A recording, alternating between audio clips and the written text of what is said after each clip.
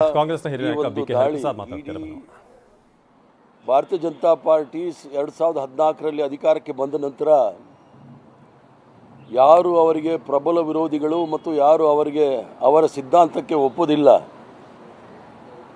ಅವರನ್ನು ಇಡಿ IT CBI ಮೂಲಕ ಭಯ ಬೀಳಿಸ್ತಕ್ಕಂಥ ಕೆಲಸ ಮಾಡ್ತಾರೆ.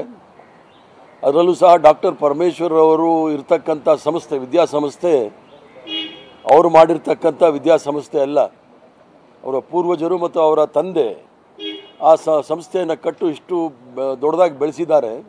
ಅದರಲ್ಲೂ ಸಹ ದುರ್ಬಲ ವರ್ಗದವ್ರಿಗೆ ಅನುಕೂಲ ಆಗಲಿ, ದಲಿತರಿಗೆ ಅನುಕೂಲ ಆಗಲಿ ಅಂತ ಬೆಳೆಸಿರ್ತಕ್ಕಂಥ ಈ ಒಂದು ಸಂಸ್ಥೆಯ ಮೇಲೆ ದಾಳಿ ನಡೆದಿರೋದು ನೋಡಿದಾಗ ದಲಿತರ ಒಂದು ಸ್ವಾಭಿಮಾನಕ್ಕೆ ಧಕ್ಕೆ ಬರ್ತಕ್ಕಂಥ ಕೆಲಸವನ್ನು ನರೇಂದ್ರ ಮೋದಿಯವರು ಅಮಿತ್ ಶಾ ಅವರು ಮಾಡ್ತಾ ಇದ್ದಾರೆ. ಆದ್ದರಿಂದ ನಾವು ಪಕ್ಷ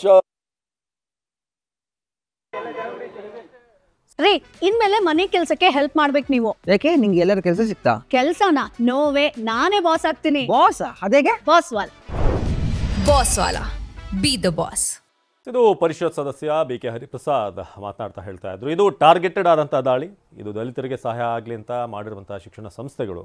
ಆದರೆ ಈಗ ಕೇಂದ್ರ ಸರ್ಕಾರ ಅದರ ವಿರುದ್ಧವೇ ನಡೆದುಕೊಳ್ತಾ ಇದೆ ಅಂತ ಹೇಳಿದ್ದಾರೆ.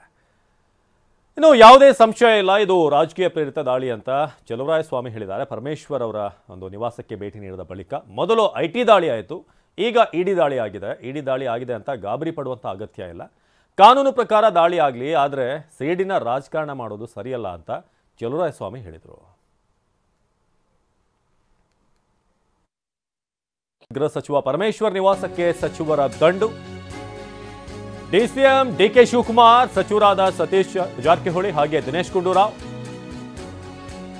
ಒಬ್ಬರಾದ್ಮೇಲೆ ಒಬ್ಬರು ಈಗ ಕ್ಯಾಬಿನೆಟ್ನ ಸದಸ್ಯರು ಗೃಹ ಸಚಿವರನ್ನ ಭೇಟಿಯಾಗ್ತಿದ್ದಾರೆ.